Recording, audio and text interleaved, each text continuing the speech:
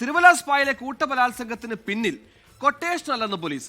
ഗുണ്ടാപിരിവ് നടത്താൻ വേണ്ടിയാണ് സ്ഥാപനത്തിലെത്തിയതെന്ന് പ്രതികൾ പോലീസിനോട് സമ്മതിച്ചു. ഇന്നലെയാണ് ഒളിവിലുണ്ടായിരുന്ന 3 പ്രതികൾ കൂടി പോലീസ് പിടിയിലായത്. ഇതോടെ കേസിലെ മുഴുവൻ പ്രതികളും പിടിയിലായി. മുഖ്യപ്രതി മരണം സുബിൻ പോലീസ് കസ്റ്റഡിയിലാണ്. ഇയാളുമായുള്ള തെളിവെടുപ്പ് പോലീസ് തുടരും.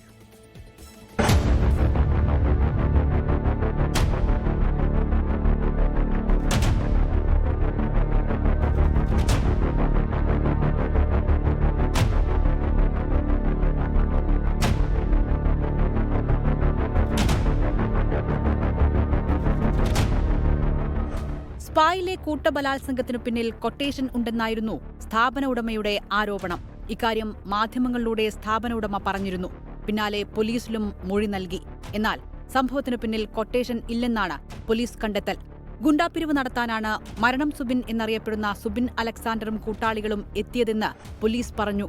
ജീവനക്കാരിൽ നിന്ന് 50,000 രൂപയും സ്ഥാപന ഉടമയിൽ നിന്ന് 3 ലക്ഷം രൂപയും വാങ്ങാനായിരുന്നു പ്രതികളുടെ പദ്ധതി.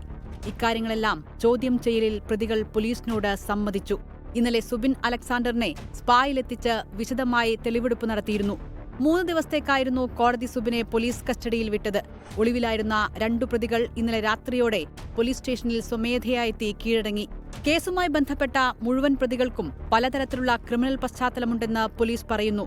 സുബിൻ അലക്സാണ്ടറിനെതിരെ വീണ്ടും കാപ്പ ചുമത്താനുള്ള നടപടികളും പോലീസ് വേഗത്തിലാക്കി. 24 പത്തനംതിട്ട. ലോകത്തെവിടെയായാലും ഏത് സമയത്തും 24 വാർത്തകളും ഓഗ്മെന്റഡ് റിയാലിറ്റി പാക്കേജുകളും എക്സ്പ്ലെയിനറുകളും വിശദമായി കാണാൻ ഞങ്ങളുടെ യൂട്യൂബ് ചാനൽ നിങ്ങൾക്ക് സബ്സ്ക്രൈബ് ചെയ്യാം.